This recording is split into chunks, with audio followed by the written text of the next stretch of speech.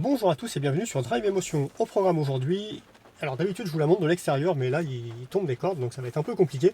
On s'est réfugié dans l'habitacle pour vous présenter cette Aways, premier modèle du constructeur chinois importé en Europe qui arrive aujourd'hui sur nos contrées en France. Donc véhicule tout électrique. Pour ceux qui auraient raté un épisode, la marque ne fait que de l'électrique qui se présente sous la forme d'un gros SUV de 4,68 m de long.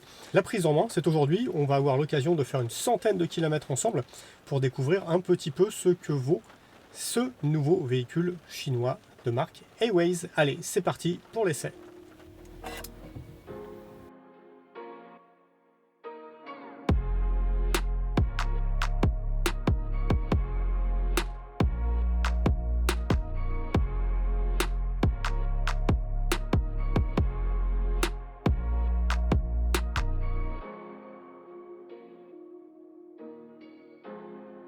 L'esthétique se veut passe-partout, avec pour objectif de ne faire fuir personne. Elle présente donc un avant assez massif et dénué de calandre, ce qui est devenu la signature des motorisations électriques, ainsi que des phares assez fins.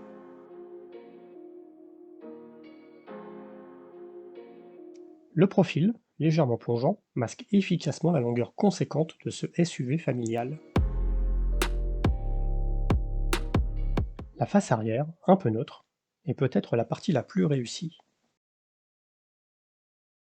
Les 63 kWh de batterie promettent un bon 400 km d'autonomie, probablement atteignable, bien que nous ayons consommé un petit 20 kWh, donc plutôt 340 km lors de notre essai, dont les conditions froides et humides pénalisent forcément les performances d'un véhicule électrique.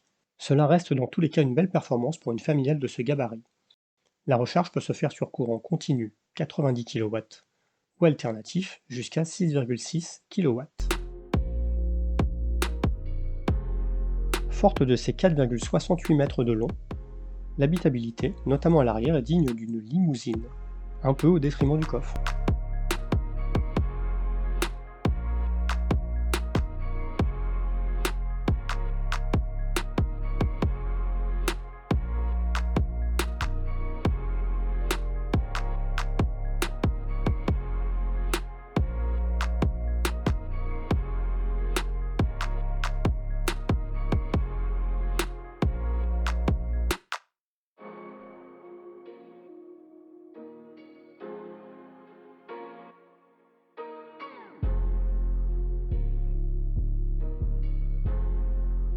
Le toit ouvrant panoramique mérite parfaitement son nom, tant sa surface est impressionnante.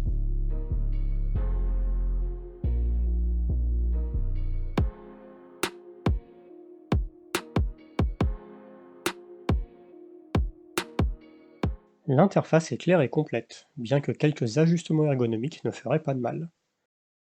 La présentation est propre et sans fioritures, avec des commandes concentrées, peut-être un peu trop, au niveau de l'écran central. Celui-ci, de bonne dimension, se montre suffisamment réactif, mais il y a un peu de rangement à prévoir dans l'affichage, vraiment touffu. Concernant le GPS, non disponible de manière native, il impose de connecter son smartphone et de télécharger l'application propriétaire afin d'afficher Maps en plein écran. La qualité audio s'avère correcte, avec un petit côté loudness permanent, que l'on peut fort heureusement atténuer un peu par la grâce d'un égaliseur 5 bandes.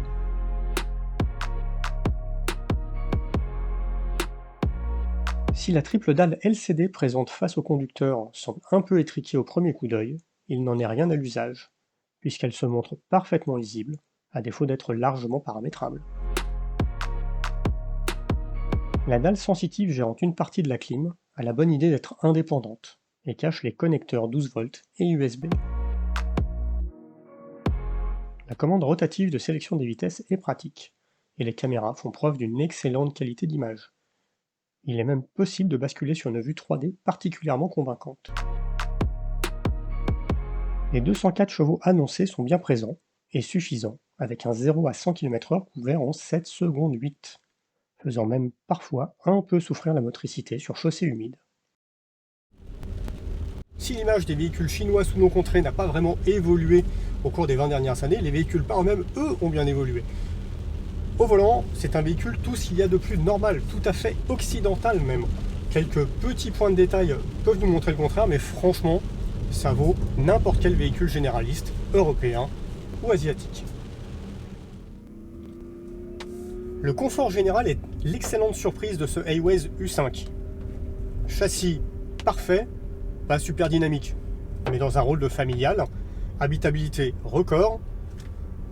Reste le coffre, un petit peu petit, 430 décimètres cubes de mémoire, 432. Compte tenu de la philosophie familiale de la voiture, c'est peut-être un poil juste. Les finitions sont plutôt bonnes, et c'est une autre surprise que ce Highways nous réserve. Matériaux de qualité tout à fait décente, assemblage sans commentaire, bref, largement au niveau d'une marque généraliste européenne. Elle en est loin l'idée qu'on se faisait des voitures chinoises il y a une vingtaine d'années. Très légère déception d'un point de vue bruit à bord. Non pas que la voiture soit bruyante, mais il y a un petit sifflement jusqu'à 35 km/h qui n'est pas couvert ni par les bruits aérodynamiques ni par les bruits de roulement qui sont plutôt discrets par ailleurs et qui peuvent parfois un petit peu agacer à la longue. Dès qu'on a dépassé les 35 km/h, plus de soucis, ça disparaît. Et puis soyons francs, c'est vraiment pour chipoter.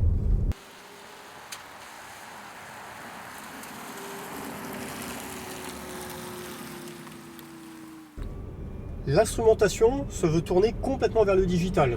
Vous pouvez oublier les boutons. Tout se gère par l'écran tactile principal et la climatisation par la petite tablette tactile qui se trouve sur la console centrale. La console centrale est un peu massive, néanmoins elle est complètement évidée en son centre, ce qui nous permet de récupérer de très grands rangements. Côté sécurité, seulement 3 étoiles Euro NCAP pour le moment. Mais après modification, un nouveau passage des tests dans les mois à venir promet une forte progression du résultat, afin de se hisser au niveau des meilleurs. L'équipement est complet, particulièrement technologique, même si parfois certaines aides peuvent vite devenir agaçantes. Veuillez regarder devant vous continuellement en conduisant. La preuve, la bonne nouvelle c'est qu'on peut à la fois les paramétrer ou leur couper le sifflet si on en a envie. Sinon, c'est un peu la machine qui fait bing. Ah, I see you have the machine that goes bing. This is my favorite.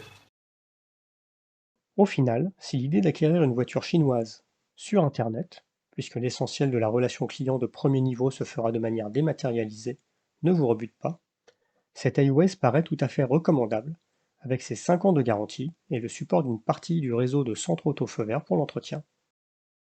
Dénuée de vrais points faibles, faisant preuve d'une qualité globale surprenante, et proposée au tarif imparable de 39 300 €, 42 400 pour la version premium essayée, avant déduction des aides, ce qui peut faire dégringoler le prix final sous les 35 000 €.